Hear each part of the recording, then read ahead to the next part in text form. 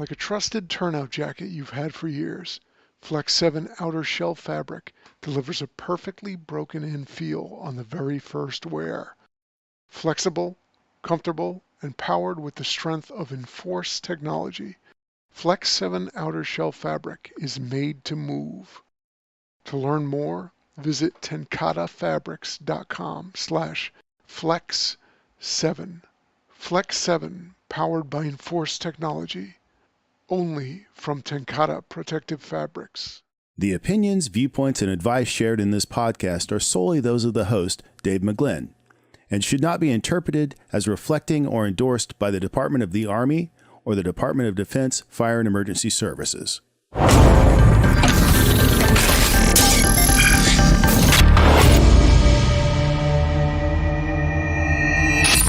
All right. Welcome to Fire Engineering Podcast, The Training Officer. I'm your host, Dave McGlynn.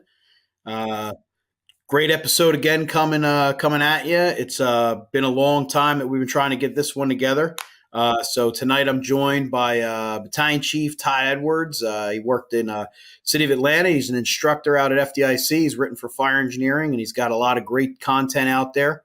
And for today's episode, May is going to have a focus with fire engineering at the company officer development, right? And in my show, being a training officer podcast, these two things go hand in hand. And it's extremely important for people to understand, the roles and responsibilities of a company officer, our responsibilities to train those company officers, and then how those company officers are then supposed to train their folks. So tonight I got, like I said, a great guest, and we're going to talk about it. So Chief Edwards, thank you for joining me tonight, brother. I appreciate you taking the time. Well, I definitely appreciate it. I know we kind of crossed paths a few times trying to do this, and so super excited and humbled by the opportunity. I really appreciate the opportunity to be on the show for a little while with you. Absolutely. Thank you.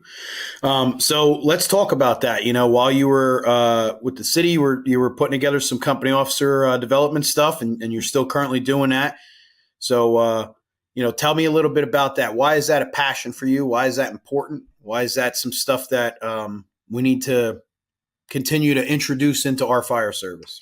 Yeah, and it kind of throughout the fire service, we have a really bad habit of waiting until a tragedy strikes to recognize that we need to address it before it happens.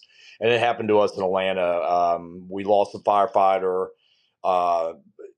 No fault of the firefighter riding up in charge, but it became just so obvious to all of us, from the fire chief down, that a missing component of our entire organization time was actually developing not just our current officers, but our seat riders, our step up bosses.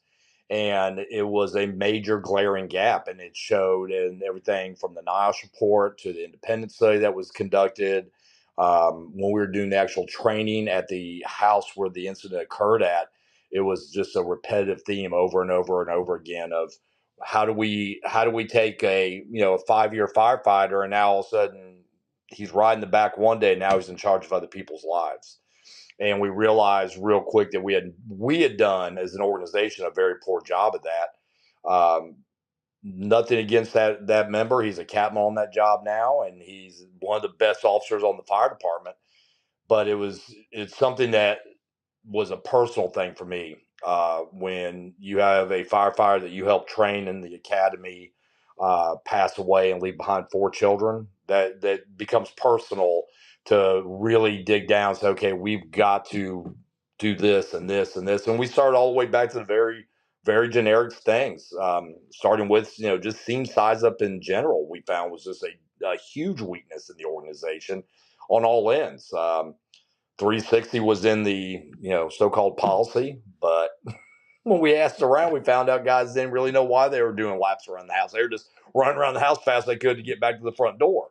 So it a very long process to kind of get that going, and started with the acting officer program, and really became a passion of mine within my company. But as a battalion chief, it was extremely important to me that when I had to step up officers, I wanted them to be fully trained. And that was, a lot of one-on-one time, a lot of practice time, a lot of territory time. And it does. It's not from being a training officer, you just don't go, okay, you've done 3 sides up, you're ready to be on the front seat.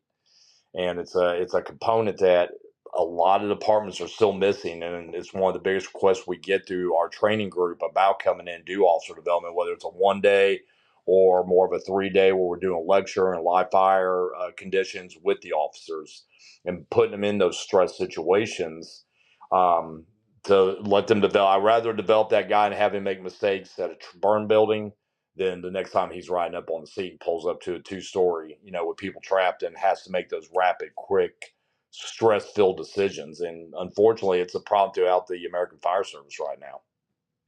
Right. I totally agree. And, one of the things I found interesting was it's just speaking just on my own end, we thrust guys into riding that front seat because call outs, whatever, on a career side. You got to fill it with overtime.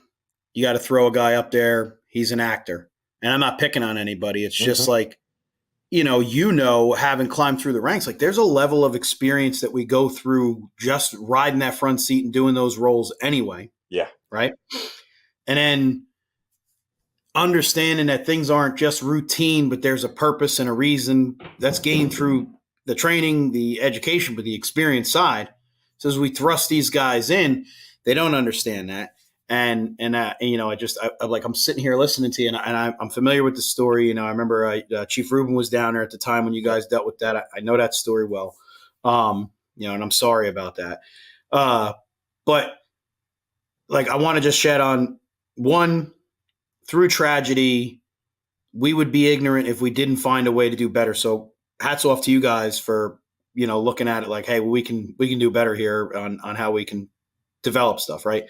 But then 2 is the development piece. Like, especially on the career side, but even in the volleys, we allow people to ride that front seat without the proper training and the tools.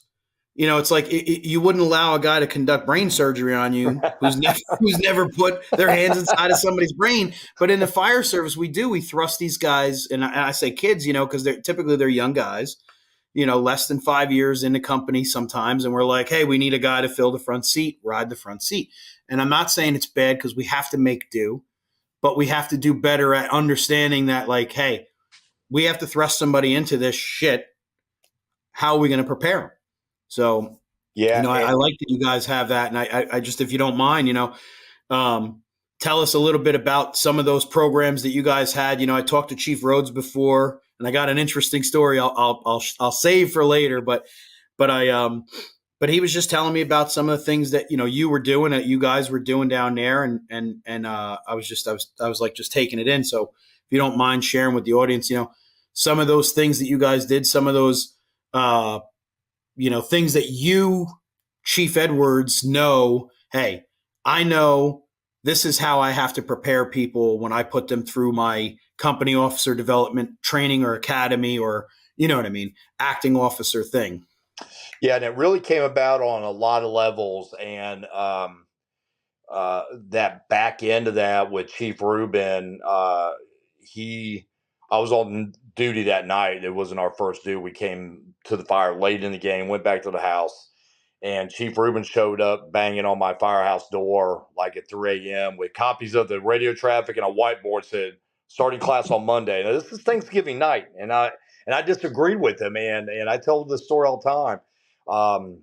I disagreed with doing the training. I thought it was too fresh. Stephen was still on vent. Maybe there's an outside chance, and he was pretty much, chief mode. No, Captain, you will start the training on Monday morning at the site. And I said, okay, yes, sir. And we started the training. We started within our own organization because I was dumbfounded by the rumors that immediately took off within the organization. He didn't have his mask on. Well, he did have his mask on at the time of the incident.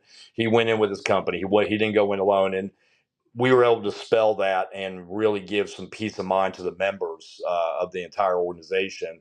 And then we opened that up, to the entire metro area and the entire state. So we ran thousands of firefighters. And the Chief Rubin's credit, he was right. He was 100% right about we got to start right now.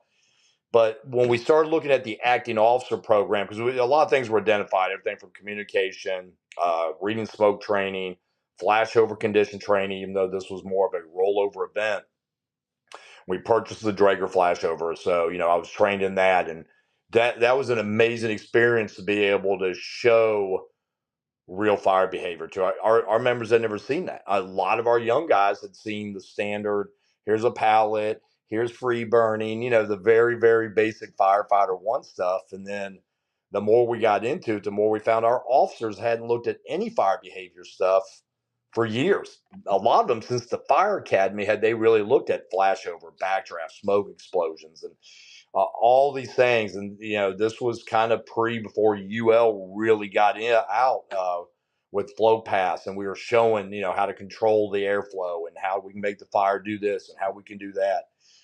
And that really was kind of the launch off point, getting that chamber and starting all the way back down to almost firefighter one type of things that we all should know about.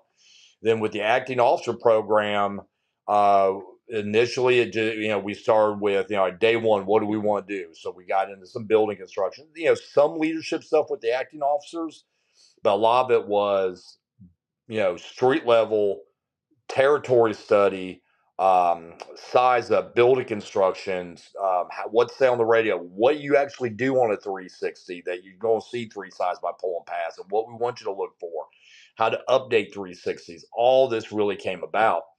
And the program, it expanded, and then we added in a hands-on component later down the road. And I thought that was just a huge benefit. And we found out a lot of things about a lot of our guys. When you put that little pressure on them, they weren't ready for that. And that was actually a positive. It was a positive. We were able to identify that. And then we established that before you were able to just be thrown in the front seat, you had to do write-ups with your company officer, and your company officer had to initially sign off on you before you could do that.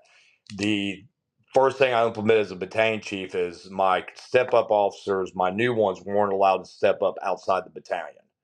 And that was by design for a kind of a safety net to a degree, that, they were familiar with their crew, they're familiar with their district and territory. I can't take a kid who's running nothing but 1 and 2 story single families in his district and then have him step up on Engine 6 in downtown Atlanta, where it's all high rises and mid rises and standpipes and all that. So that was a little bit of a fight, and I got a lot of pushback on that initially, but it paid off, and it made sense to people as we got more and more into this. So that program's been up and down. COVID changed a lot of it. There's new guys in there now. They're trying to get it really up and running again hard, but then it comes into staffing, and I mean, any big department knows, in small departments the same way. Well, we don't have the staffing to run a 5-day program, so we shrank it down to a 3-day program, and then it went back to 5, and went back to 3. So they're struggling with that still today, trying to implement, keep that as a part of the checkoff before you can write up. You have to have this class, and it's still a struggle for any organization. Like everybody knows out there that's listening, staffing is a battle, overtime's a battle, sick outs are a battle, vacation time is a battle, and every department, everywhere I travel to right now, the first thing I hear is our average age is 27. We have officers with 3 years riding up every day, and they're step up officers or they're provisional officers. So you said something. I actually wrote it down. I told you I make notes all the time. I think the fire service as a whole has got to take a firmer stance. And you made this comment, and you're right in saying this. Make do. We got to stop making do. And I think that has to be a loud voice to our administration, to our fire chiefs, to the people who control the purse strings. We got to stop just making do, so we don't leave a fiance and 4 children without a father ever again in this country. Right. But we're doing it. We're still seeing tragedies come about. Because we're making do. And we've got to be better than that. And I think we are better than that. And we got to lose certain terms. And I think, and again, our nature is, all right, 3 buildings are on fire. We got 3 dudes, and we'll make do, and we'll find a way. We will always find a way. Right. Right. Grandma may be on a deck gun, operating the deck gun for us that we pulled out of the house, but we will find a way to put that damn thing out. Right. No, I agree. I'm not going to go down a rabbit hole. I want to stick on this subject. Just, I've been fortunate past couple of years. I've been on the board with FDIC and with that, I review company officer classes. And one of the guys, and I'm not picking on anybody, one of the classes that was submitted one time was doing more with less. And I thought, let me read this. Now, I read the whole thing, and it was actually really good stuff, honestly. It was just talking about basically like not necessarily make and do, but like just finding a way that even just at a company level, you can do good training and stuff like that. And I thought, okay, well, this is good. Yeah. I first, the title made me worry that this person was advocating that we should do more with less. Here's the unfortunate reality. We're always going to do more with less because we're the fire service and we never say no, right? Yeah. That doesn't make it right. and like, that's why, like, I'm listening to you say this and I'm just like, this has been my frustration. And I know I'm preaching to the choir. Just, we have a hard enough time justifying minimum staffing to go to an alarm or to go to a working fire. Then you say, well, I need to hire overtime because I have to put these people through this training. Well, we already sent them through an academy. Why do we need to do another? Well, just as in the military, there's different levels of our advancement which come with different levels of responsibility, not just the administrative side. Like, we don't even train people on the administrative stuff. Like, right.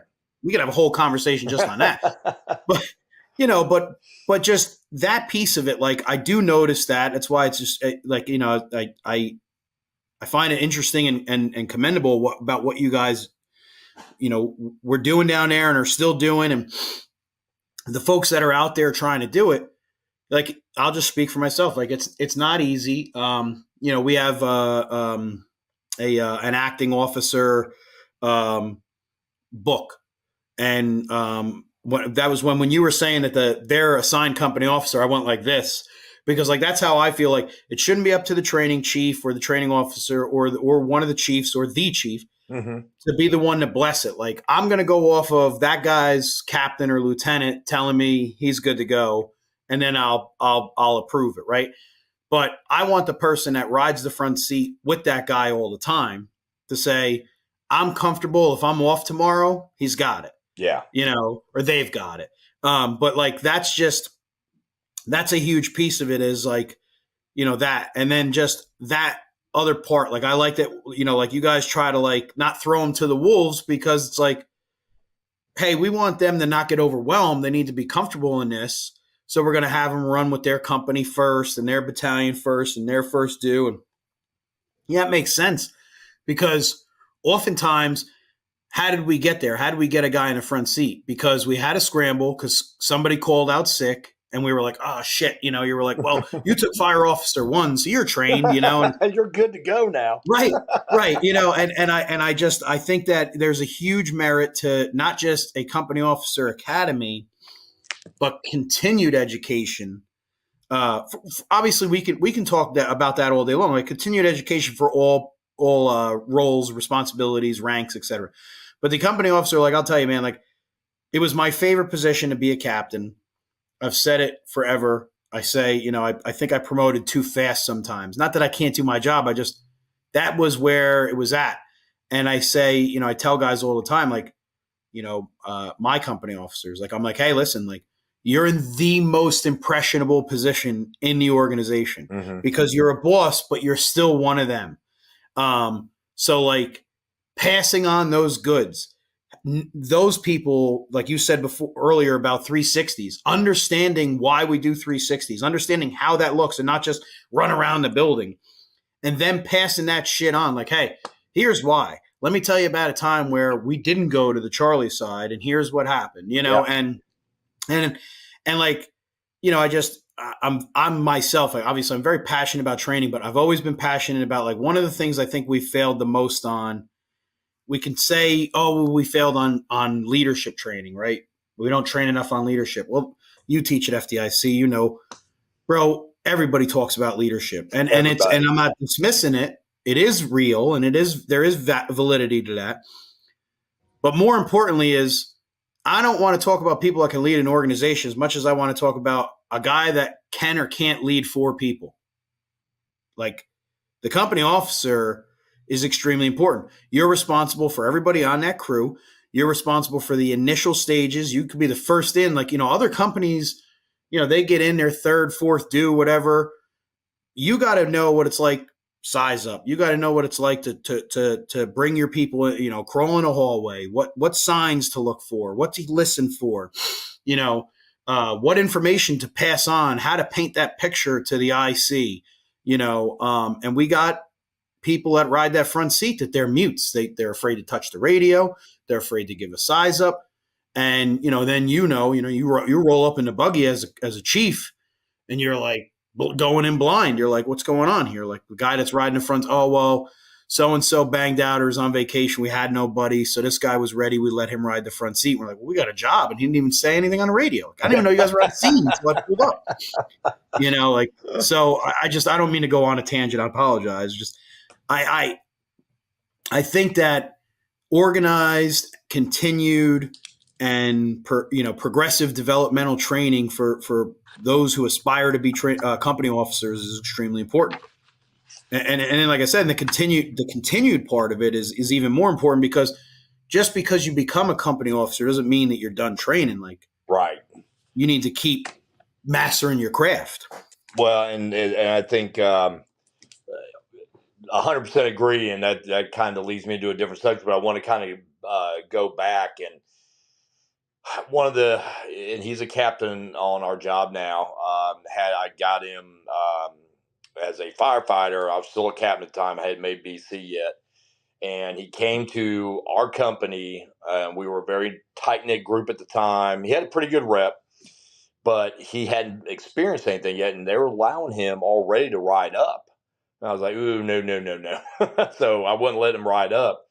But when I started taking him through the process, very first shift, like the second call of the day, things are going sideways and hell in a handbasket.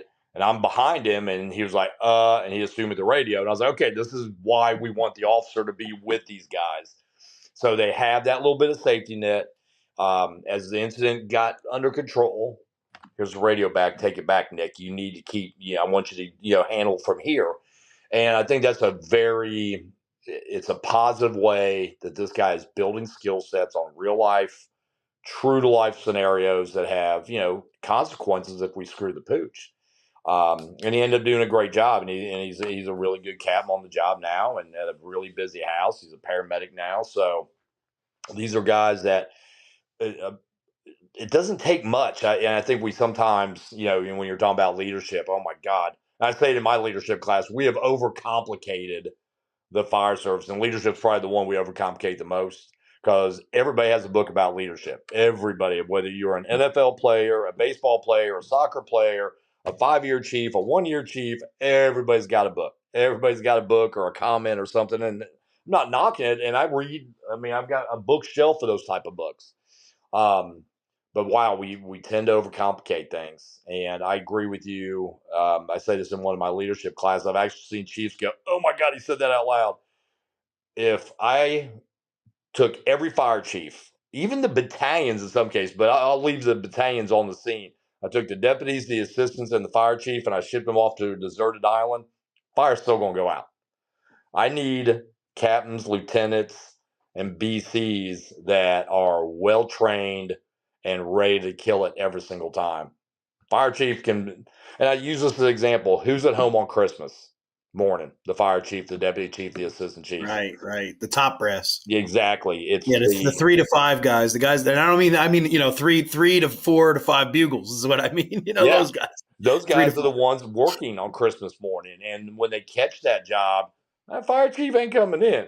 He ain't getting out of that warm bed or leaving Christmas breakfast to come into a single family dwelling. Right. That's where the company officer he represents the fire department, and he represents the fire department better than any fire chief ever will. They can go to all the kiss the baby things they want to, but at the end of the day, if I'm a fire chief, I want the strongest battalion chiefs I can put together, and I want those battalion chiefs to make the strongest captains. Depend on your rank structure. So I can stay at home on Christmas and not worry about, hey, we got 3 stories burning. I ain't worried about it. I got these battalion chiefs, and they got these captains all trained, and they got their firefighters trained. So it's one of those things. And I think one of the other things, when we talk about making do or not developing the next wave of officers, is truly getting them to understand, even some of our current officers, what we're really in charge of. And I asked this question in my class, and I'll just go around the room and I'll ask a guy, what are you in charge of? I'm in charge of engine 525. And what are you in charge of? I'm in charge of making sure my people get trained, and I'm in charge of safety. And it's all the answers are right. I'm not disagreeing with their answers, but what I want them to do is go a little bit deeper in their thought. And what they're really in charge of is that wife and 2 kids sitting at home. They're really in charge of their decisions, whether it's about whether we're going to train today or sit on our ass. Their decisions at that 2-story house with people trapped have a direct impact on more than just the 3 guys on the back of their rig. It has a direct impact on that family at home. And we say those things, but I think the fire service, sometimes we say things kind of, oh, that's what we always say. Does it sound sexy? Yeah, it's kind of like the old adage, every day's a training day. Well, I'm going to call bullshit on that, because most of these guys ain't doing that.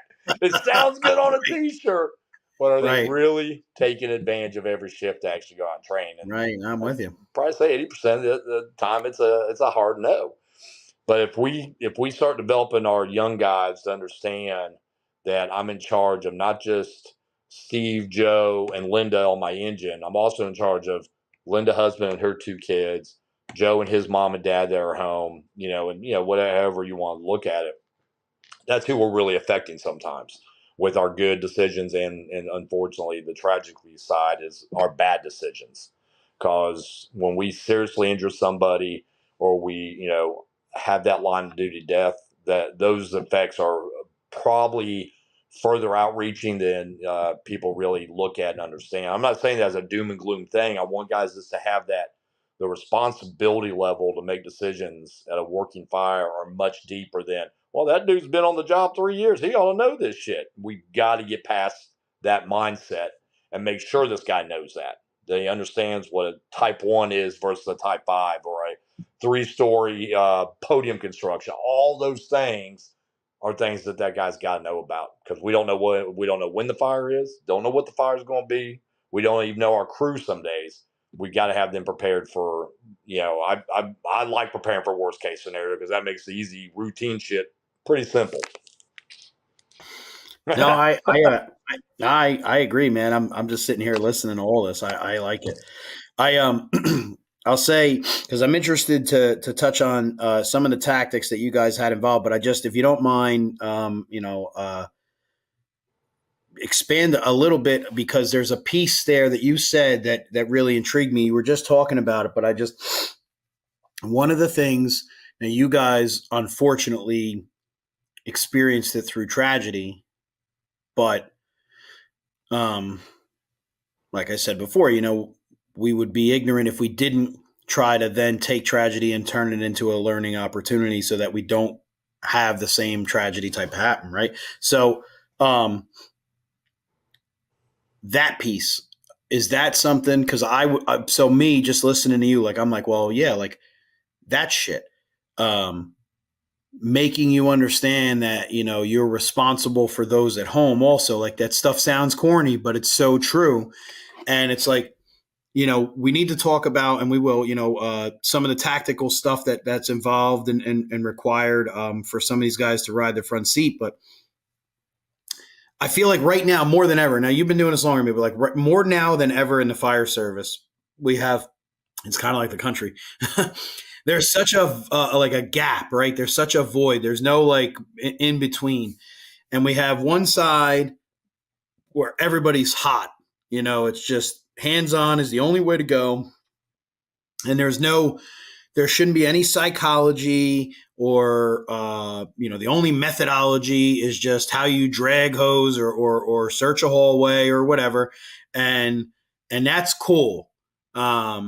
because, I was fortunate where I'm like, a Gen Xer. So like I was able to be brought up by the older guys that had that salt life type stuff, and then started to like also be able to dabble into the educational piece, which was nice. Today, information's so readily available. So we either have one side of the coin trying so hard to compensate. It's like the guy that drives like the jacked up truck and, and the big fat tires and all the stickers. And no offense if you do that, Chief, but No. I know you're from down south, so you might. But other than down south, where I know that's normal, most people up in the Northeast, they're compensating for something they do. So anyway, I have a small truck. Right. Yeah, right. There you go. Good job. I drive a Civic. No, I literally said that to Rhodes last night. It's funny that we were talking about that because I said that to him. I was like, I'm one of them people that I'd purposely buy a Honda Civic just so that I could prove I'm not compensating for anything. No, but what do you call it? Just we have in our fire service today, we have leaders who are trying too hard to be too aggressive. And I hate to say that in a sense to sound corny, but or like I'm afraid. I just, you know what I mean. There's too much tactics sometimes, and not enough of the stuff that you just said. So like we're training these guys to understand tactically, and how to be better decision makers, how to build that confidence to be decisive. But with that said, we have to teach them that piece of it. Like I feel like it's like when you're a kid, not every dad does this, but most dads, if you're lucky, will make you buy your own first vehicle. And if he doesn't make you buy it, he helps you buy it, but then you got to pay for the insurance and everything else, right? And why does he do that? So that you learn how to appreciate it. And I think that if we only teach tactics to these people, we don't teach that shit, like you were just saying, they don't appreciate it. And I think just if you didn't mind, expanding a little bit on like that piece of it is like, trying to make them understand, I'm going to give you all the tools and the fundamentals on how to be more decisive when you ride that front seat. But I want to also teach you as to like why it's so important that you're riding that front seat.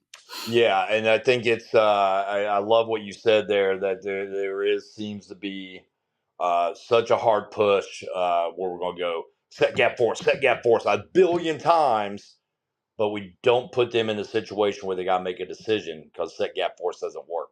Now what do we do? And you're the boss. Now what do you do? And we found this. We're doing a class, and it was kind of an accidental cool idea. We started with your standard inward swinging door. Then the next one was an outward swinging door. There was a confined space door. Then, and as each door came about, the skill level changed. Same skill level, just got more difficult. And we wanted to force them into that mental side of being a boss or being on that, being on the irons. And it was interesting to see, especially when we got all the way down to zero viz, how many guys had not worked on the commit. And the biggest thing we saw was communication was just not there. They were so used to seeing everything, doing with helmet, gloves, and t-shirts on, and they were great. I mean, outstanding at it. And it's one of the cool things I love watching with Brothers in Battle. They start with the basic and they just escalate. And I think it's, that, yes, tactically that's sound, but you can add in the strategic part of those things as well. And so when we were doing that initial development of that program, it was labeled strategy and tactics, and we purposely labeled strategy first. What is going to be your strategy for a one-story fully engulfed, and I've got a vacant concrete building, and I've got an occupied two-story multifamily? We want them thinking about that, even with 4 years on the job, and now they're riding up, of where they're going to put that first water. Are they going to go dead gun? Are they going to go bonder? Why are you going to go dead gun? Why are you going to go bonder? Why are you going to go 2.5? But I don't see that enough on, as many places I blessed to go to, enough of that being done. And when we start adding those elements in, I don't want to say guys struggle, but they're very appreciative because they're not made to think. And I think that's, we have to have that mental side of the strategy to apply to the tactics. If we're not strong strategically, hell, I can get the biggest dude on the fire department to rip down the damn door for me. Right. But can he think through when the door, it's an inward swinging door and it doesn't open? Well, Mongo's going to keep driving that door until he drives that old woman into the sheetrock on the other side, or the thinking boss is going to go, stop, and he's going to reach in to see if there's a body behind that door. And that, Right. Yes, that's a tactic, but it's also strategically thinking. And I think we have to do that. I'm a big believer, and that should be taught at the fire academy. In all reality, is that, yes, they have to have the basics, they have to pass their, whatever system you're under, MPQ or whatever it is. And I understand that, but man, once they hit to the field, if I'm riding with a 3-person company, it's me, first day rookie, and a driver. I cannot be in a position where I've got to train him so I don't have to hold his hand. I should be able to say cross lay front door and be able to go about my business. But that's, again, goes back to that company officer level training, that we're out stretching hose every day, and we're making sure he understands how to stretch up a driveway or around a fence or over a fence or through a gate. That you're not going to get at the academy, because we're stretching in the big parking lot in the big concrete building, and we're not challenging our recruits enough to be able to go to that next level and think strategically and then act tactically. And it's one of the things that we've really, and I'll be honest, in the last 2 years, it's really where our focus has become from our training standpoint when we're doing classes, is to get guys thinking in that strategic mindset why they're performing the tactical level. And that translates both from the guy stretching the line to the guy making a decision where that line's going to go. But man, one advantage, and is one of the things I do with my companies. If it's me and you and and our driver, and me and you start thinking the same, I've got 20 years, you got 1 year, we're a machine. We'll be a machine in real quick order, and it won't matter what we get thrown at, because you're thinking the same way I am. I want my rookie thinking strategies as well as the tactics involved. And I know some guys will disagree with that. I'm okay with that. They can disagree with me on that. They're wrong, but it's okay for them to be wrong. But we got to make young guys think, and we've got to provide them that opportunity. So they have a right to be wrong. That's awesome. They can think that they're wrong. No, it's okay for them to be wrong. I'm with you, man. That was awesome. But think about most of our organizations are short-staffed fire departments. I was just in Carolina Beach, and the majority of those guys are showing up with 8 total firefighters. The senior firefighter in my class, she had, I forget how many years, but she was 26. She was the senior on that fire department. So fortunately, her dad's on that job, and it was really fun to work with, a daughter and a dad at a conference, because they were in 2 different groups. But when she told me she's like one of the senior people, I was like, oh my gosh, I wasn't senior until way down the road in my organization. And here I have a 26-year-old volunteer firefighter who is having to learn and teach and train these guys. So we were just doing extended stretches. But first thing after we taught them, then I just gave them a target. I didn't tell them how I want it done. I just said, I need that nozzle to that door. And then I just stepped away, and they had their team, 3-person team, and I said, go. And there was that time, I hate when I see training sessions where the guys have a huddle and they meet and you go, okay, now you do this, and then I'll say this, and you do that, because that's not realistic. On a fire ground, we're not going to meet at the back of the engine and have a 5-minute meeting about what the hell we're going to do. The strategy should already been established through repetition training and tactical training by the company officer. So when he's off, the guys already know. I mean, I never really worried about my guys because I knew how well trained they were. But when I was off, I'd always check guys who they send, and most time it was somebody pretty good. But every now and then I'd be like, all right, I'd call the driver and go, watch out, that guy's an idiot.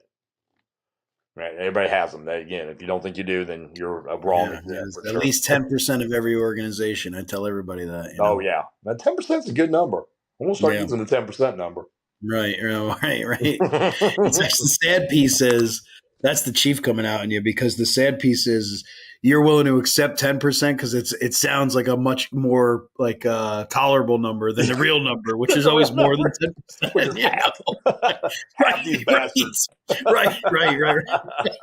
10%'s not so bad. I'll take that. Yeah, no, me too. Only 10? Yeah, we're gonna kill it today. Right.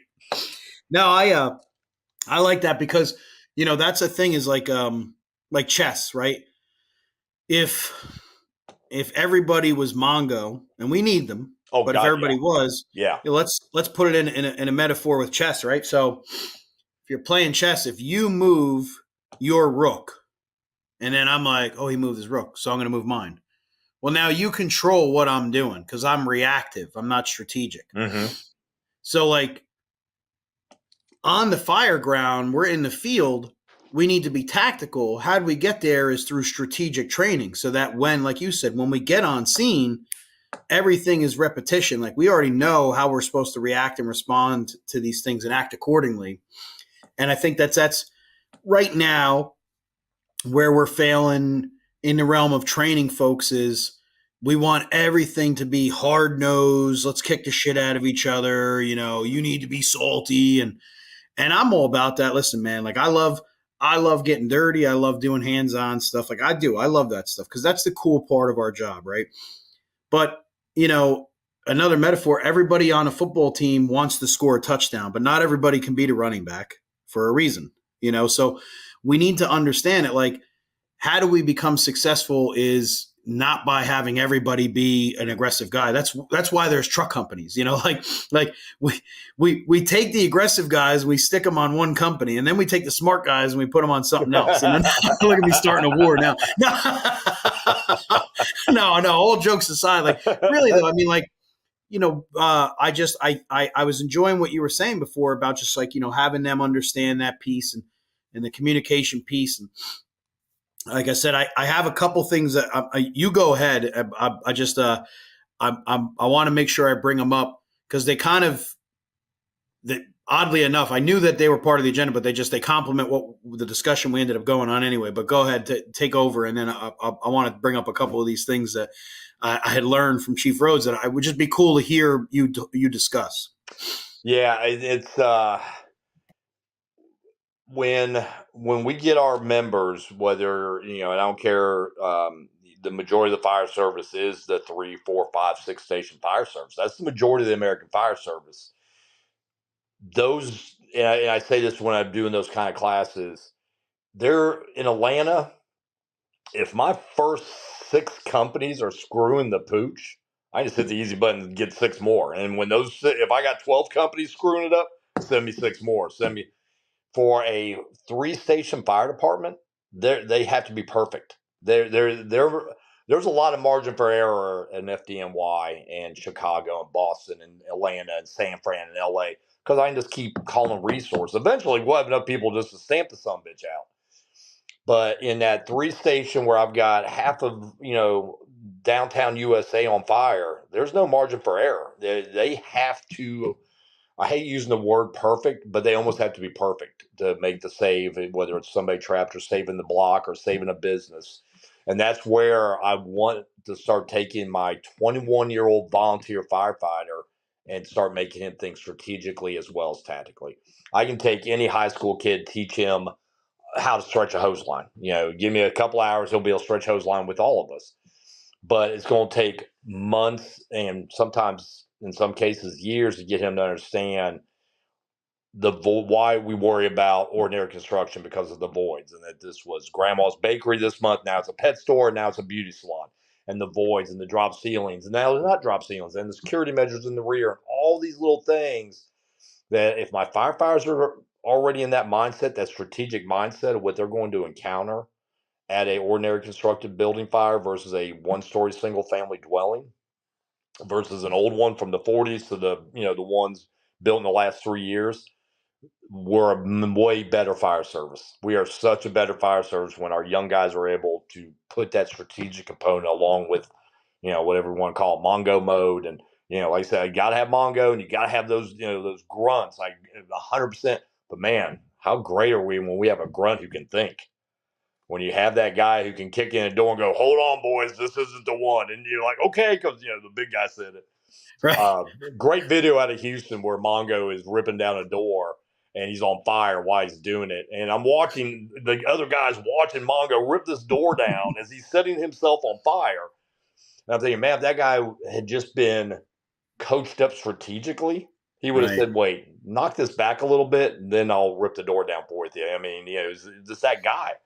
Right. But that's a fail on the American Fire Service, is that we we wait and start teaching guys strategic thinking when they're 5 years deep into the job, and then all of a sudden we throw them up in charge of people's lives, in Yep. charge of somebody's, family, or in charge of making the decision about, are we going to make that push to make that grab of the 3-year-old on the second floor? Have we shown him how to read smoke? Have we shown him to strategically look at a window, go, oh, I can see the blinds. That means that door's closed and there's probably no smoke in that room. That's a great VES room. Right. But man, again, if I'm showing up and it's me, a firefighter, and a driver, I've got to have that. I've got to have that young guy thinking that strategic mindset, like I have to think of as a captain, lieutenant, chief officer, whatever the case may be. Right. And something we need to promote. I think all of the American Fire Service needs to be just hammering that, and every instructor needs to be hammering the strategic side of their, their tactical training. Yeah, I agree. I mean, throughout the fire service period, but like those most impressionable people are those upcoming company officers. And when we set the tone or an environment where there's only one side and that's tactical only, what kind of company officer you think you're going to get? And I'm not picking on them. I'm saying, like, then comes time for them to make that strategic decision. Then comes time where Mongo's on their crew and that company officer didn't think strategically and say, hey, bro, hold up. Let's throw a little water on there real quick before you go ripping that door down, because he's the boss. He's that company boss. How do you know this, sitting in a command buggy? How do I know, yeah, technically we're supposed to be able to have eyes on and all that. But just speaking for me, I trust my captains to give me information when I'm sitting in the buggy. Like, mm-hmm. I like to get out because I'm young and I like to get nosy because I miss it. but I do try to be a disciplined commander and sit in the IC vehicle, because I don't want to be a hypocrite and seem micromanaging. Right. I'm just a geek, so I want to go out and like see what they're doing. But I depend on them to tell me, give me that feedback and give me the information. So I want to say this because it's part of like that communication piece, that teach and decision thing, So you guys, you would put your company officers through live burn training. That's specific to the company officers, correct? Okay. Yeah. Right. So and that's awesome, because another nerd thing about me is I'm ate up about live firefighting training. Like I'm a OSB guy. I'm a Class A. Like that's the type of live fire training, Yes. So I love that you guys did specific to company officers, because this is a different discipline. It's a different thing. It makes them have to do decision making inside of live fire conditions. So Chief Rhodes was telling me, and he said, all due respect, I don't want to butcher your guys' accent. He's like, yours is a little better because, like yours is more like that raspy kind of, not like too Southern, right? But you've been all over, right? You're not just always in Georgia, right? No. I mean, I was born and raised in Ohio. Yeah. And then I ended up here in Atlanta, which I, just blessed that I landed here. I was just applying everywhere. I really didn't give a shit where I lived. I just wanted to be on a big city fire department. Right. No, but he's, Chief Rose, he's got that like molasses thing. Oh yeah. Yeah. So I'm talking to him last night and he goes, say if he remembers, he's got that molasses thing going.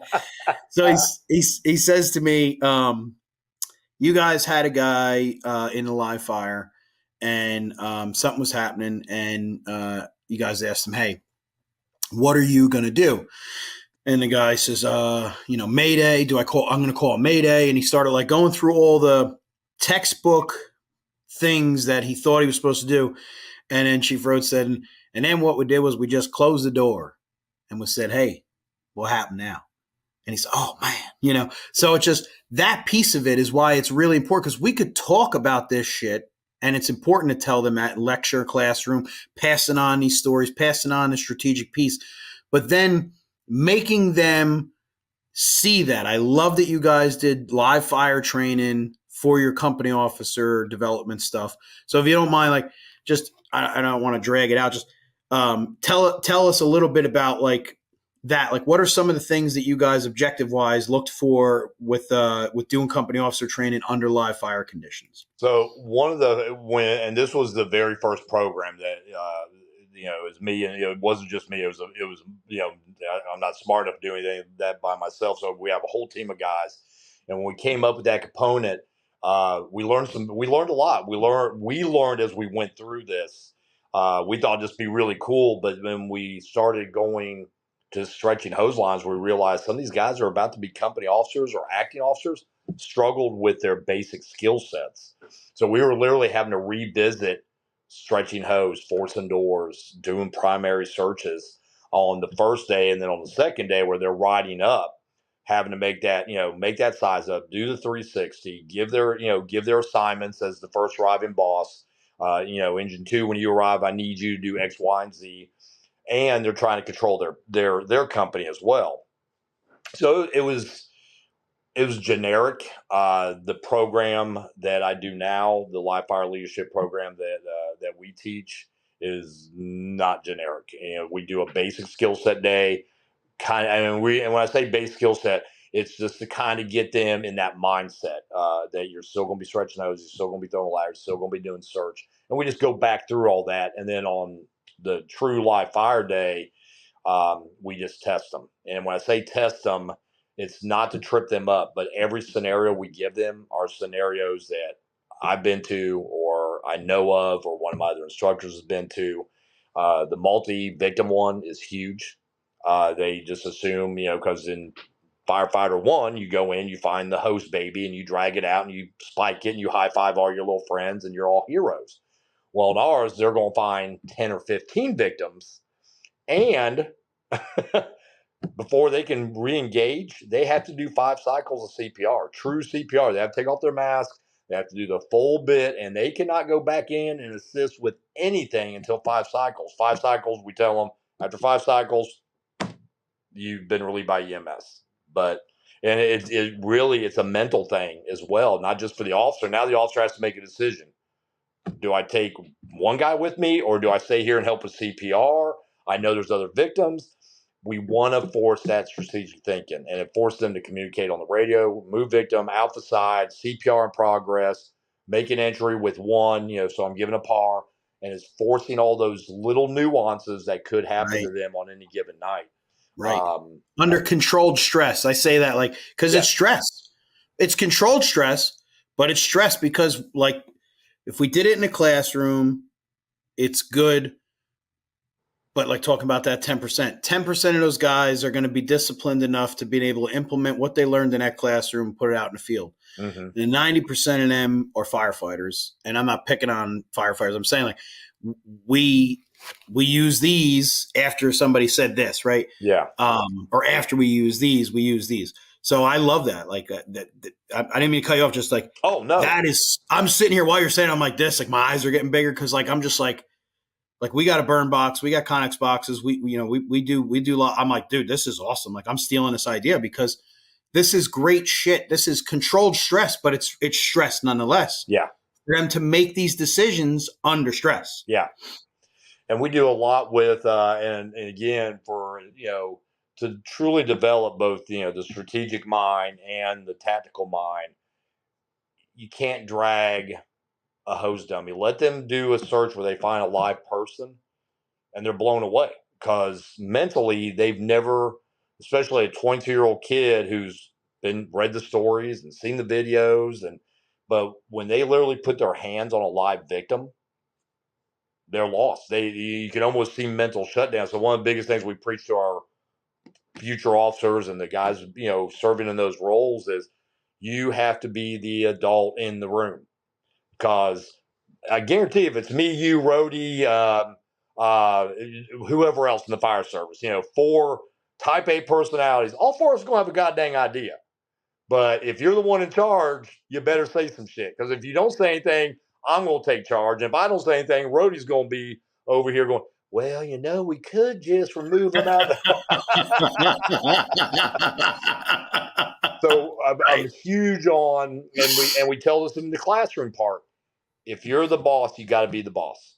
And sometimes that means really being the boss. When things are going smooth, but guarantee every scenario we throw with these guys there's going to be a curveball in there. And We had an interior door. Boise was one of the better classes I've ever had an opportunity. We had people from all over the country. A lot of them never, didn't even know each other. And we did hoarder-like conditions. We did true Maydays where I was the victim. They got to the bottom of the stairs under high heat and had to force a door and then go through hoarder, locate and realize, oh, this isn't a hose mannequin with an air pack on. It's actually a person. Yeah. And that's a mental thing. Because if you watch your guys, they will put their hands on the mannequin's throat, grab them by the sack, rip an arm out of Right. socket. But once they realize it's a person, it changes the way they have to start thinking. Because as soon as they step on me, I yell, yeah, I go, ow. And they're like, oh my God, this is a real person. And again, it's a mental thing. I know, for any of the safety Nazis out there, calm down. It's okay. Right. We're not setting anybody on fire. Students do not play victims in these scenarios, So, but how do we train a firefighter to rescue a civilian when he's only drove plastic? Right. It's not the same. The plastic man, and I'm not knocking the manufacturers. There's only so much you can do. I totally agree. Yeah. Like I'm not going to name because, and you got a show for protection of, I don't know who sponsored the show. Mm-hmm. There are companies out there, and them, doing this, that have made awesome dummies, mannequins, whatever. Yeah. But you are 1,000% right when you say it is completely different with a real person. Yes. It is. You can simulate weight, you can simulate dead weight and changes in the body structure and they even have the one company I know has it can make noise, you can record, yell and help and all that. And cool. But I don't disagree with you. 1403 may disagree, and I understand that they have to go off of certain case studies, but 100%. In a legitimate, safe, controlled environment, that is the best way to really get someone to understand, hey, man, this is what it is. Because haven't been to a big city, you can train all day long on victim removal with mannequins, and when you finally get a real grab, it's a completely different thing. Totally different. It's completely different. And the mobility is different. You can't do it by yourself. Where when you train, you can do it by yourself. It really is, and people don't realize that. Yeah. And I talk about that. The mannequin thing. I laugh sometimes. I've got pictures of mannequins. If I see a mannequin, I always get a picture. And at FDIC, I had a picture of a mannequin. It's missing, has no legs. The knee, the lower leg's missing, and one arm's missing. And my favorite mannequin of all time, and I've never seen this at a fire. The mannequin already has webbing tied, already has a girth hitch on it. That's a badass mannequin. That civilian knew. Super badass, but I don't think humans come with that, though. Well, this human did. She was so smart. She put her own girth hitch on. So when we found her, we could just drag her out real easy. So, right. Thank you. What a great person. Right. We just got to be smarter in that. If I'm going to develop a strategic decision-making officer who is solid in his tactics and in moving a victim, I got to give him some of those things as well. Yep. And we don't do that enough, I don't think. And I love TikTok. I'm a big fan of videos. I always caution guys sometimes. I'm like, bro, I would not have let other people see me do that, especially when they're moving a 40-pound firefighter across the bay floor and they're rock star in it. And like, dude, you can throw a 300-pound guy on a smooth bay floor. We're going to be able to move that dude all day long. Let's get some sheetrock. Let's get some carpet. Let's get it wet and nasty with a bunch of furniture. Now move that same individual or even move your mannequin in that scenario. It's not going to be the same. It's not going to be the same. And it's unfortunate we're, and I agree with 1403. And when we do these scenarios where I'm playing victim, it's 100% in our control and totally safe. With safe words and safety. And we don't use the term Mayday. We don't do any of those things. We stay with, do we flirt with the line? Yeah, I'll be 100% honest. If I get a phone call, or, cars start driving by my house to spy on me, I'll understand. But we do the fire service. We are doing the American fire service and the future of the fire service a disservice. I agree. By dragging a one-armed, one-leg mannequin across the bay floor, and then right, I agree. Telling guys you know what you're doing. Yeah, it's not going to be the same. And I know there's a lot of other companies doing a lot of guys are out there doing stuff where they're dragging each other, in vacant houses, not under fire conditions, but learning how a human body really, is a lot harder to pick up a 300-pound, because they're always naked man into a window. They're always naked. Versus the guy that had the webbing tied on him. Yeah. Right. Listen, I'm with you. I'm not not gonna go down a rabbit hole. I just no, because I will someone will say something like you're having this conversation with me, and it'll spark. Oh yeah, something that grinds my gears about something, And like I said earlier, I'm super passionate about live fire training. Super passionate about it. I love it. It's one of my favorite things. I think it's something that is really cool that we do and is important that we do, and we should do it frequent, not just once a year or once every other year. It should be frequent, right? Because I feel like the more we do it, the better the instructors can get, because then they can understand how to manipulate certain conditions in a safe, controlled, but realistic environment. I had Rhodes on, I think last month. I don't remember. I had him on the podcast, maybe March. Yeah, it might have been March. I don't remember. Anyway, and we talked about that thing he wrote in FE. In the editor's opinion about to OSB or not to OSB, and he was saying some interesting stuff that he had just learned through time and through educating himself and through studies and doing a UL thing, and that's cool, like the roles and the responsibilities and the things that he's taken on post retiring and now doing this new stuff. He has a lot of these cool opportunities where he has a different perspective on stuff. So it was interesting for me to hear from him. On some of these things, but nonetheless, he knows how I feel about stuff, and it didn't change my opinion on some stuff. This is the fire service. I'm not trying to be corny when I say this. It's just that literally by definition, it is an inherently dangerous job, right? And how do we train for proficiency in an inherently dangerous job? By doing it dangerously. I don't mean ignorantly. Like I said before, you got guys that are doing too much tactics and they don't realize that that's getting a little crazy. I want people to be thinkers. I want them to be decisive. I want them to be smart. I want them to be able to compare and understand and use their experience coupled with their education. But nonetheless, when we do hands-on, when we go out in the field, I need to be able to make it just to the line, the threshold of it being too dangerous, where it's just dangerous enough so that you understand this is some of the shit you're going to deal with and face and feel. I can't just tell you about it in a classroom. I can't just read it to you. It's cool to do that, and there's merit to that. I believe in instructional methodology. I believe in lecture. I believe in reading, but then I also believe that we need to use these. And I love that you guys do that. It's something that it's not easy because hopefully I know Chief Rhodes is not going to fire me over this, but because we answer to, you have a show, we answer to a higher power with the show. So forgive me, FE, but I'm going to just say this, there is such thing as over safing something, we sometimes safe it too much that we did we learn anything? You know what I mean? Like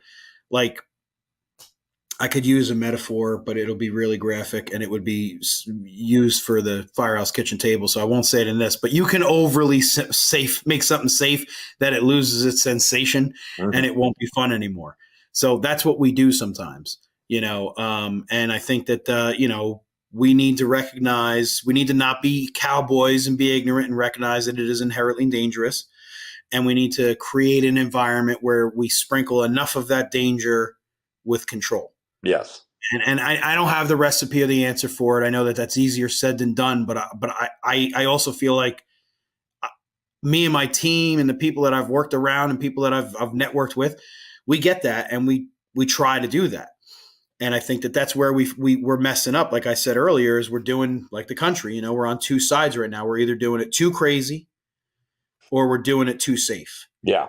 And we got to get back to this. This is where we were really good once, was when we were able to put those two things together, Yeah, and again, there's I love that you're talking about the methodology. There's no reason to have 42 pallets at a burn and wonder why guys aren't learning. They're not learning, they're surviving. They're just trying to get through the evolution at that point. I want to burn that I can feel that the guys are actually learning skill sets and not worrying about, oh my God, I got to get out of here. When I hear stories or I hear guys brag about, man, we melted 5 shields a day. You're stupid. You should not be melting guys' shields during a Right. live What did you fire. learn? What did you learn? Yeah, that my shield cannot take 8,000 pallets burning at one time. That's what I learned today. Flashover trainings are great as long as we explain it's not really a flashover; it's a rollover event. But it's a great class for fire behavior and smoke reading, those type of things on the outside. But all of this still leads back to, and Atlanta unfortunately is not doing the hands-on component anymore because of their staffing levels and stuff. And I know one of the battalion chiefs who came up underneath me as a firefighter, he's pushing to get that back into the program, and he knows how important it is. But the man, how can I make it? I can show you a lot of really, really cool videos in the classroom and I can develop your strategic mindset, but it's in the back again. We're all human beings first. We're still going to react as human beings, and I know in my air conditioned, drinking a Pepsi or a Mountain Dew or some crap in a classroom, mentally, yeah, you're right. I should put a deck gun there. Well, now you're actually having to do it under some live fire scenario. Maybe we should have stretched to the Charlie side and not tried to go through the Alpha where we found that the room was stacked full of furniture and we still tried to bull our way through. We To make good officers, we've got to force that thinking. And I agree with you 1,000%. There's got to be classroom. There's got to be classroom along with that. I can't just bring in, a handful of guys and throw them right into a live fire and go, okay, why aren't you making good decisions? Well, nobody's shown me how to make good decisions or even shown me the process of making good decisions. And even for current officers, and I teach this class, and David knows it, and David has spoken on this incident between myself, Chief Rhodes, and our division boss at that time, Chief Wessels. We were well into 60 plus years of experience. And my initial decision, and they supported my decision to send the guys back in, resulted in a near miss. And by all rights, he should have died. And didn't die because of poor tactics on his part, died because of poor strategic decisions on my part. So that's why I'm such a believer in those mental reps on a continuous basis, and taking my 5-year lieutenant who's probably been to a handful of fires now and keep repping him and keep him thinking and keep him strategically on point. Why he's tactically strong in every aspect of whatever unit whether he's riding a ladder truck or an engine company, it has all that. And that's again, I can get rid of the fire chief, but I better have that. I better have that badass captain that can do both, those strategies and be ungodly awesome at his tactics when it comes to force entry and doing searches and making grabs.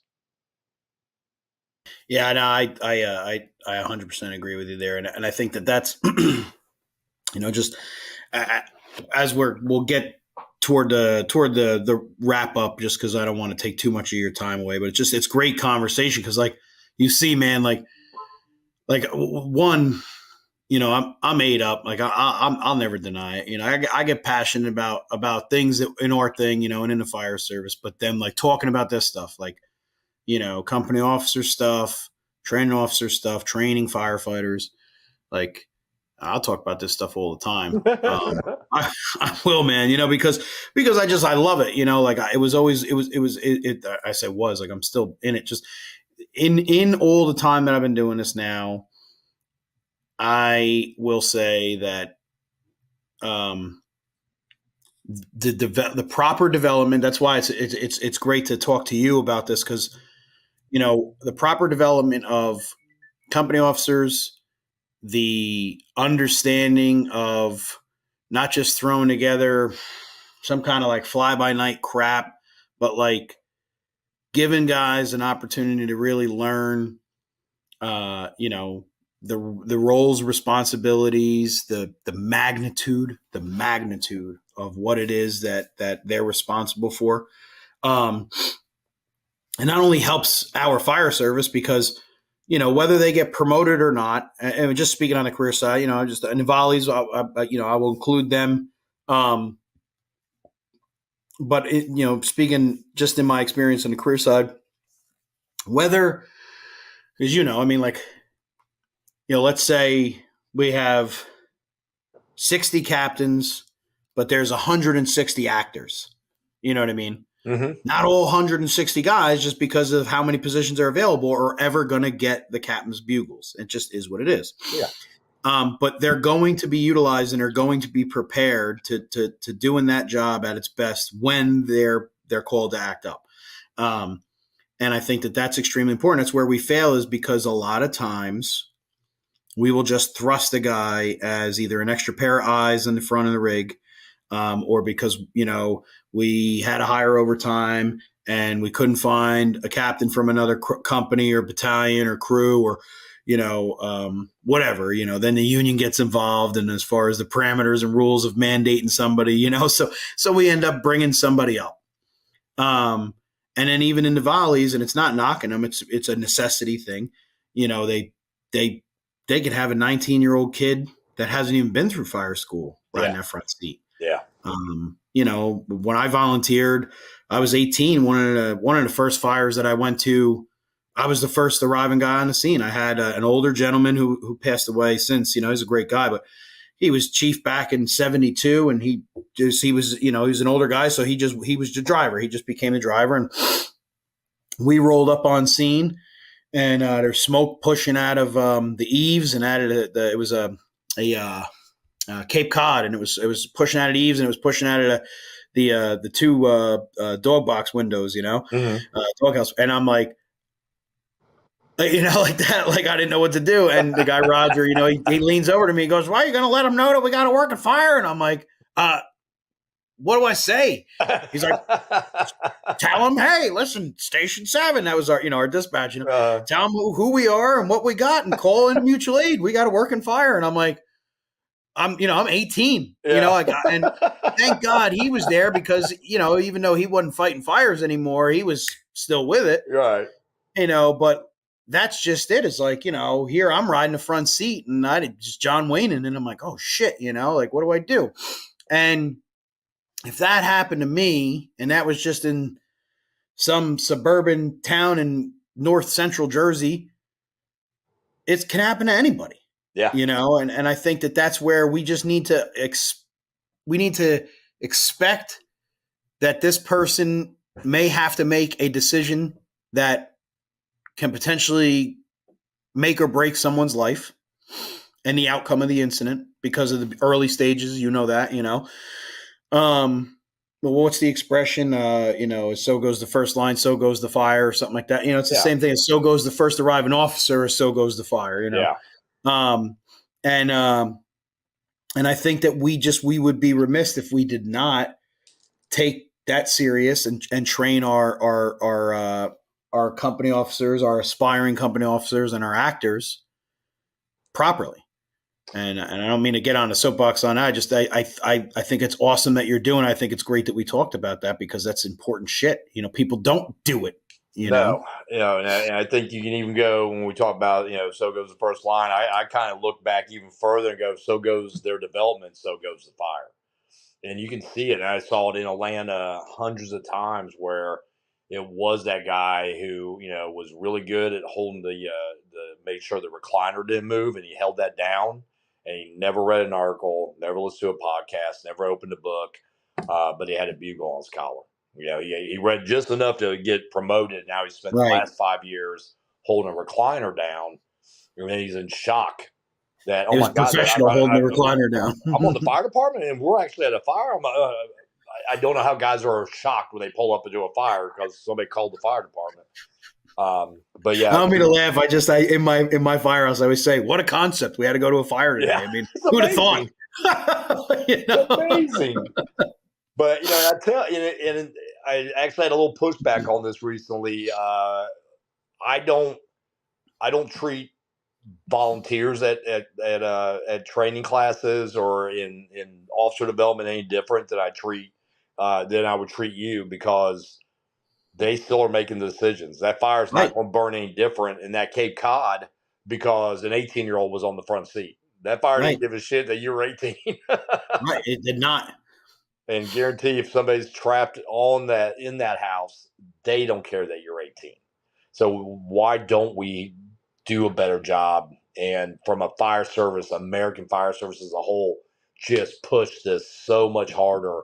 And really, that should be our battle cry for I think we've battle cried them to death.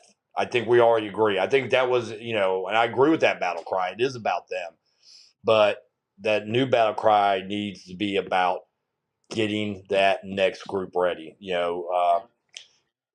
There's so much, and I agree, there's so much information out there, and sometimes, wow, it can be overwhelming. Who do I read? What do I read? Is this right? Is this the right way to go about this? And I don't have a magic answer for that, but if I'm coming into the fire service today, there's certain, I'm going to be all in on fire engineering, because if you just get on fire engineering Facebook page, holy crap, you can get podcasts and training minutes and little tidbits here and tidbits there and articles, and that's at least a jump off point for an 18-year-old at a volunteer level, or even on a big city fire department. Maybe they're at that company, that the whole 10% are all sorry asses.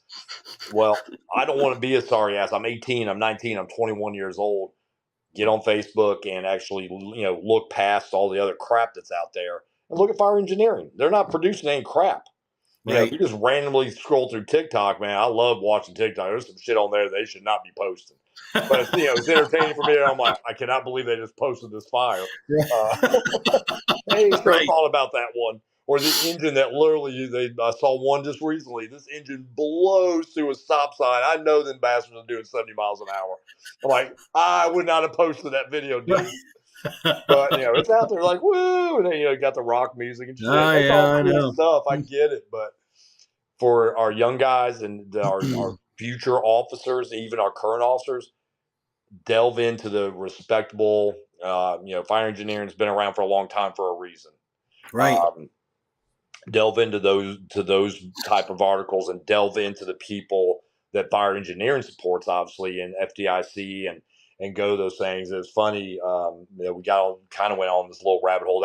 That was exactly our topic today, about outside training, and obviously all the micro conferences that are out there are absolutely amazing. This is my first year ever doing the Boise one, and I was blown away at how well that thing was put together. I never had so much help at a training site in my life. Me and my other two instructors, all we had to do was teach. They reset the fires. They replaced mannequins for us. We didn't do anything but teach. That's cool. Incredible. That never happens. That's really cool. No. Usually it's you're teaching. They'll hold on, I'll be right back. I go through 4 more pounds. Let me go get this reset for you. Let me bring that 300-pound mannequin up here with the webbing that's already tied on its ass up here. Holy shit. Throw that one out there again. Wichita Hot's coming, is about to happen. I mean, there are so many incredible opportunities for guys to reach out. And, if your department's not willing to develop you, be willing to develop yourself for your wife and for your children. And understand that personal side of it, that, again, those are really cool cliches to say, that every day's a training day and I do it for them. And I love all those things. I get it. But god dang, we can't just sell t-shirts. We got to be better than a damn t-shirt slogan. And that starts with taking my 21-year-old rookie and making him start thinking about things both from a strategic standpoint and a tactical standpoint. I want to be a great hose pulling just giant on my scene, but I want him to see that fire as, hey, this is a 2-story. It's 3 o'clock in the morning. Our victims are probably on the 2nd floor. We have got to protect the interior stairwell. But if he's thinking spray water and just run around in circles, I want him thinking on that strategic side, even at that age. He's not going to at 21. He's going to be just probably pissing his pants like I did.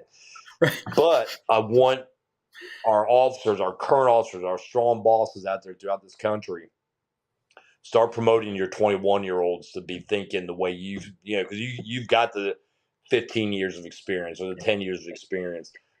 You've got to share those experiences with those guys, so they're thinking the way you're the way you're seeing the fires, and the way you think about a fire.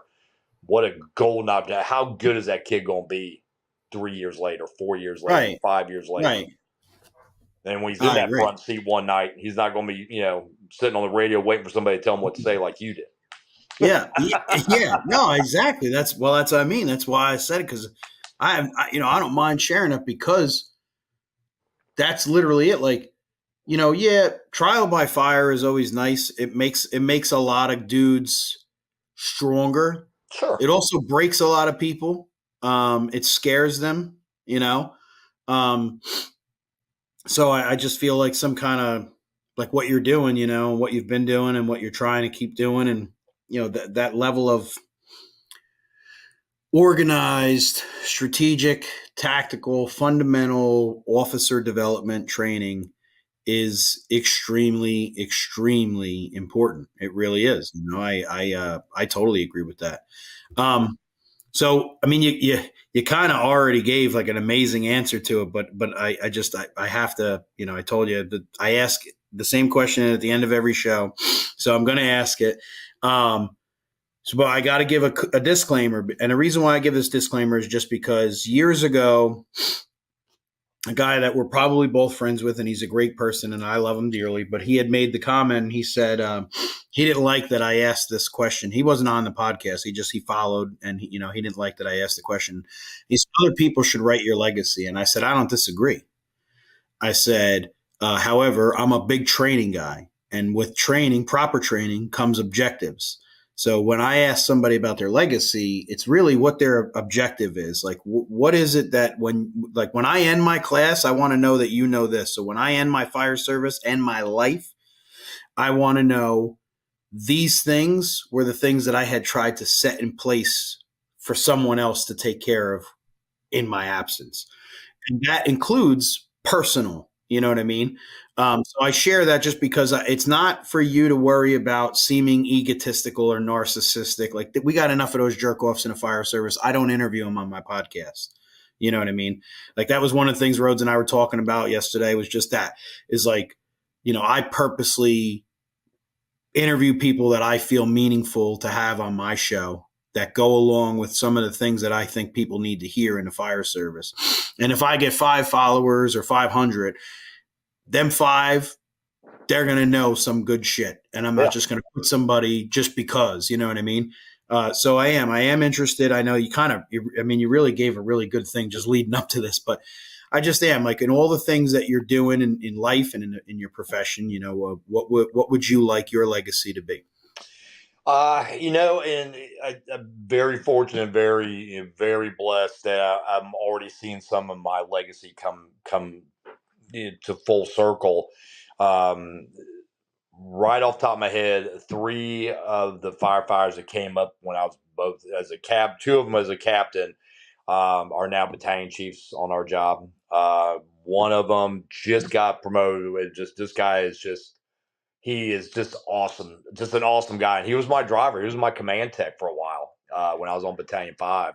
And when I heard he got promoted, I mean, I could not call him fast enough to congratulate him. And that when those guys call you, and we played phone tag for a couple days, and he finally called me and I answered, and he said he would never have made battalion chief without that experience of being with me. And that's your legacy, because now I know Chris, Chief Martin. It's so funny to still say Chief Martin, Chief Rumsey, Chief Middlebrooks, Captain Bigler, and there's a handful of other guys or lieutenants, stuff like that. They're going to take their experiences along with what they learned from me, hopefully, and bring up that next 21-year-old kid and that next 22-year-old kid. I say it in my classes, your main job as an officer is to make the next guy better than you are. And I think we do this as instructors. I wish every instructor would take this approach. And I have a very, the stupidest business model ever created, but our only business model is students first. And it's not about you. I don't want to hear about, how many great fires you've been to, but I sure in hell want to hear about the students' fires. and be able to relate back to them and say, wow, I've never heard of that. I just had a story just recently in Carolina Beach. I was like, I've never even thought about that shit. So I think our overall legacy ought to be the people we leave behind, and that they do a better job than what you're doing, a much better job than what I'm doing. And I think that's the true meaning to me personally of legacy, that, 10 years from now, that Chief Martin is now taking a guy and developed him into being the next Chief Martin. And then that guy takes and it just keeps raising that bar. And I think that's the true legacy of that. They may not remember your name. I learned this from this guy, or I learned this from this class that I went to at FDIC.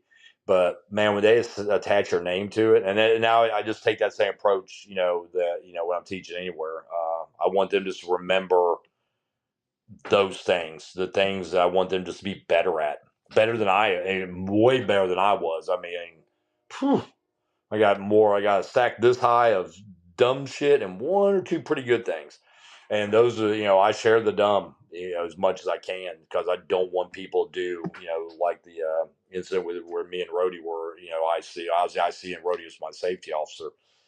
That never happens to another command team ever in the history of the fire service. Is it going? Yeah, it's definitely going to happen. There's just no way around it because of the nature of our business. But man, that meant more to me. And I remember when Chris came on the job. I remember when Captain Rumsey, Chief Rumsey now.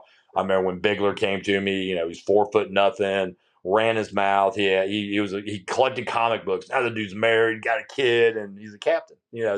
That's the legacy part, man. I absolutely love that aspect of what we get to do, both as chiefs, as you are currently, and past chiefs, and now instructors.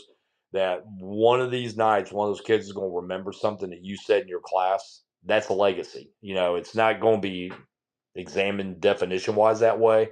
But man, what if just touching one or two? I got 4 guys in the class, and I get 1 buy in, or I get 30 to buy in. That's huge, absolutely huge to me. And again, it's humbling. I am so humbled by my wife. Actually gets my ass about it. You're too humble. So I don't know what that means to be too humble, but it's so humbling to have a guy reach out and send me a flash drive. Can you send this to me? Yeah, I'll send you this. I'll get you this information, bro, because I want him to be better than I am, and he's going to be. I mean, these guys are way smarter than I was coming on. I mean, I barely got through high school, and now I'm on the fire department. I was like, oh my God. These guys are coming on with bachelor degrees on the fire department. Like, holy shit, what are you doing? I barely got through high school. Thank God we had Target Solutions, because I would have lost my EMT a long time. We had to actually go to a class. I was like, hey, Rook, come here. What's that thing in the middle? Oh, heart. Yeah, heart. Yeah, that's the answer. A, right? A. What's that thing in the middle? What's that aorta thing? Oh God, that's awesome. So yeah, I think that's it. I think that's to me personally, and I think legacies really should be more of a personal belief or a personal thought to it. Mm-hmm. Not some fancy, another T-shirt. We don't need any more damn T-shirts. Oh man, I'm with you. That's thank you, because that's why. Sorry, I worked last night in the firehouse. No, that's why I gave that disclaimer, because that's why I leave it in my show. That's why I ask everybody that. It's always a great, interesting response. It's always a really good, cool answer. It's always raw, because you say it to the person and they always like they always kind of squirm, and and that's what we're doing here. I mean, we're sharing information, but we're conducting an interview, and some of the best interviews are ones that make the interviewee awkward, per se, because that's when the truth comes out. That's when they're vulnerable, when the truth comes out. And I appreciate you saying what you said, because one, I tell you, man, like, I always appreciate every answer somebody gives. I connected a lot with what you just said. I would say, and I'm not taking away from you, dude, I've done them all. Like Bobby gave me the show like 6 years ago, mm-hmm. and I've been doing it since. And like I told you, I'm very particular on who I want to have on there, and all that. And I would say that this, and I interviewed Brian Brush, Oh my God. months Yeah. months ago. Yeah. Bro.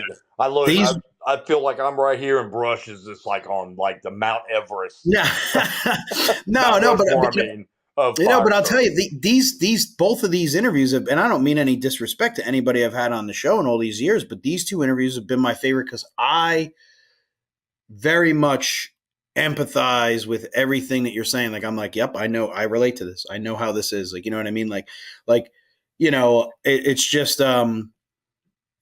I really appreciated what you said throughout the entire interview, but that last part, because like I connected very much with that. Like that is literally, like I said, like from a training perspective, I feel like a legacy is an objective, and we do when we put together training curriculum and lesson plans, we put together objectives, and and the objective is basically the purpose of what we want the outcome to be when we're done doing the lesson. Yeah. And I very much connected with what you had to say. I feel the very same way. Like, it's not about me. It's just what a compliment to know that in the time that I was there, I assisted in some form of making it better for other people, and if at least, because I'm not great at this, but if at least I gave them an opportunity to find the best versions of themselves, you know what I mean? And I'm like, I think that that's like what you've done and are doing. And I think that that's awesome.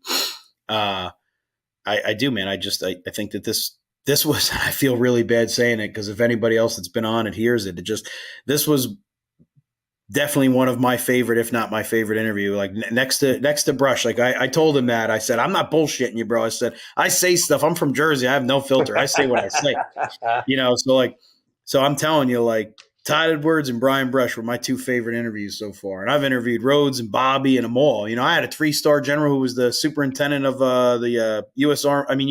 Military Academy at West Point. Oh, wow. And his was a great interview. Yeah, his was a great interview too. He's a great guy. I had him and his son on. His son actually works down there in Georgia. I forgot what department he works on, but he's a great guy. His son's a great guy.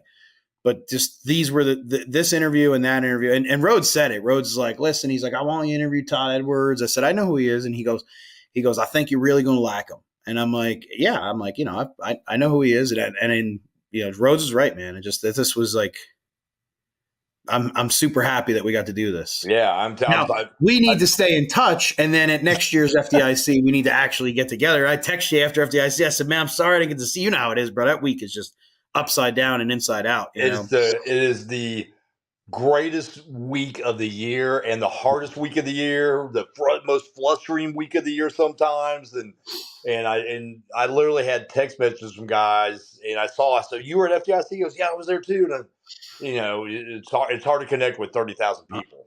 Yeah. You try, but you're not going to see every. You're never going to do. And what's funny is there's guys that you only see maybe once, twice a year, unless you're fortunate enough to be at another conference or someplace else in the country that they happen to be at. And man, I cherish those moments. I cherish those moments when, because I'm blessed to do a lot of stuff with County Fire Tactics and Chief Ike, and Brush is a huge part of that.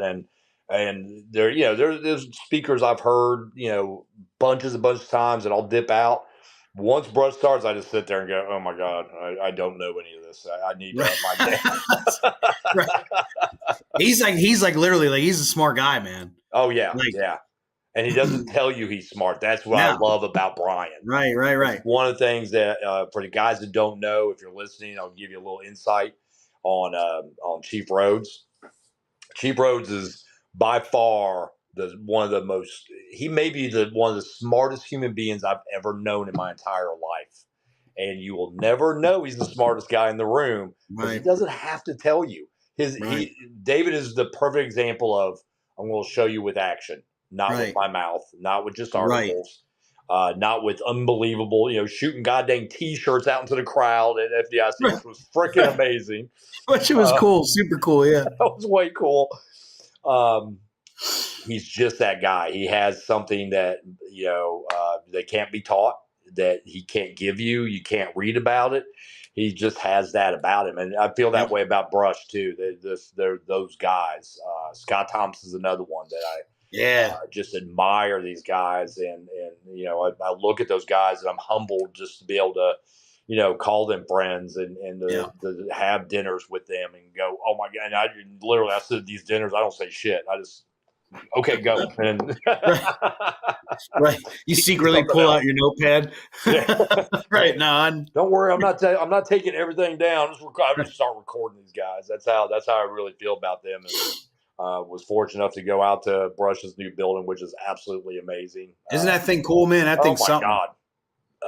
I would have loved to have been out there this past week because he had Eric Wheaton out there doing Can Confidence, and I would have loved to have seen his building. I have not been out there for live fire. If I just need to fly out for a live fire day in that building, I want to see how that building. I thought that building was the most well thought out burn building I've ever seen. It's super cool. Yeah, and it was again somebody with a lot of brains, and he really designed that building at the end of the day with common sense. This is what their department goes to. This is what our building needs to be. I thought it was amazing, absolutely amazing. I agree. So yeah, that would be a whole other rabbit hole. You start talking about burn buildings and what should be in burn. They just call you know who to call. Hey, not wrong with that. At FDT, and he'll tell you exactly what to do because he's right. He is 100% right. Right. So yeah, but truly a pleasure, man. I do appreciate you asking me to come on. It's kind of fun to be on this side of it again because I'm always doing the interview process now. Right. Kind of miss it's different. It's different, right? I whenever I'm a guest on somebody's show, it's always weird because at first I because I'll mute like when you're talking and stuff. Like I got my own system down, and like it throws me off when somebody's interviewing me because I'm always like, am I supposed to talk right now? Or, Well, we're going to probably ask for a repay on this one. Have you come on ours? I would love to that'd be cool. Come on with me and Ro, and it's a lot like this too. It's I set a little agenda, and then it usually goes this way and this way. But I like that too. I don't like the shows that go down all nothing but rabbit holes. And I'll dial things back in sometimes, but those sidebar conversations that always branch off. And I literally had no agenda today for me and Anthony. I even told him, I said, here's the 4 things I want to make sure we hit. And that's where we left it at. We just took off with it. And felt like it came off really. I'm excited to see how it came, how it comes. I just said to you, this was literally, I literally have a script of questions and I send them out to people. I text you, the audiences. I text you an hour before we started. Yeah. This is what I want to talk about. Just both of us were very busy. We were trying to get this done because we've been trying to get it done, and we both had busy shit going on. I'm not lying when I say that. This and Brush were my 2 favorite interviews. You have the show, it's about almost one a month. You almost do. Yeah. So I've been doing it for 6 years. So just do the math. And this was again, we had a conversation, and that's what they love. The people that watch and listen to this stuff, they don't just want a scripted thing. Like everybody will have their favorite show or they'll have their favorite person, guest. Oh, sure. But just what we did this is why FE's podcasts work. Because the people are listening to us talk about real shit, having real conversations. They love that shit. Yeah. So no, this was literally my favorite interview. It was awesome talking shop with you. And just hearing what you had to say, I think that this is what it's about. This is why these podcasts exist. We're trying to just share information and tell people some nuggets. And if, 1 to 5 people take something away from it, that's better than it was an hour ago. Yeah, exactly. And that goes back to the whole thing with the legacy or when you're teaching a class, whether you got 5 students or 50 students, man, if 1 or 2 walk away with just that much more, they're going to take that little bit more, expand on it, and share it with the next guy coming behind. Right. And that's how the fire service has survived for as long as it survived. Amen. From the horse drawn. I know somebody's going to listen to this and make some snide ass comment about my age, but that's all right. These are my co-hosts that makes those comments about my age. But everything, I love when guys ask me questions about, man, did you invent this? No, I did not invent the Minuteman. Did you invent this? I was taught the Minuteman when I was 16 years old as a volunteer fireman. This isn't new shit. Right. Now, what's new about it is that guys like Brush and Steve Robertson, myself, guys all over the country have taken and tweaked it here and there. and say, hey, if we do this, and then Brush has the straps, which, I'm 100% with the strapping. I know other guys disagree. It takes too long. That's bullshit. Yeah. But it's somebody had it years and years ago, and guys have just taken it and said, oh, what about if we did this? Hell yeah, let's try that shit. I had a guy to try to do a modified minute with a triple layer, and he said, I think this will work. I said, I don't think it's going to work, but let's load and see what happens. Yeah. We were in a class and we loaded it, and it was a total shit show. Yes, right. We tried it. I guarantee that was a mess. Yeah, we tried it more than once. Right. And it was a total shit show every time. Yeah. So, but that's one of my favorite parts, though. I love trying, when you got good engaged students, they say, what about, I don't know. I've never tried it. Let's try that. Right.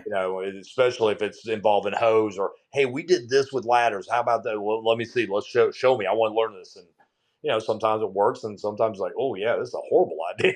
But even that's a learning opportunity. Yeah, it's a great learning opportunity. I mean, I want the guys to learn a lot, and if we make mistakes, that's even better because we're going to learn from those mistakes, and we're not going to do them at an actual fire where people are dependent on us.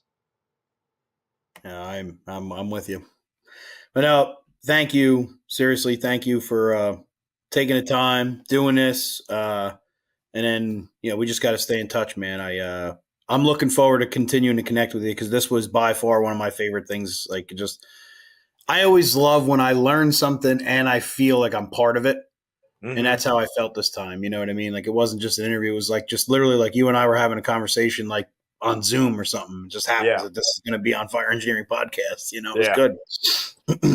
But no, I appreciate it. Those are the best learning moments. Some of those learning moments, man, I've picked up stuff that I would never thought I was going to learn anything at. You got 40 drunk guys and somebody makes a comment like, whoa, what'd you just say? Yeah, wait. They know, like, I'm putting that in my next class. That was awesome. Right. Oh, that's funny. But I appreciate it. I'm going to let you off here. The notebook stuff, you can't read my writing. Nobody can read my writing. That's cool. But I leave a notebook in the front of my classroom. I tell students all the time, if you guys share something that is valuable and I stop, I'm going to write that down. And then I'm going to take credit for your shit, and I'm not going to tell anybody. But somebody gives me a really good idea, I'll give them credit. So. It's like The Office where Michael Scott has you miss every shot you don't take, Wayne Gretzky, and then it says Michael Scott. Like he said it. Right. No, I appreciate it though, brother. Thank you. We'll be in touch, but I appreciate the time, and you stay safe. And everybody out there in podcast land, thank you for tuning in, listening in, watching, whatever it is that you're doing. This is Dave McGlynn with Fire Engineering Podcast, training officer, and you guys be safe. Awesome.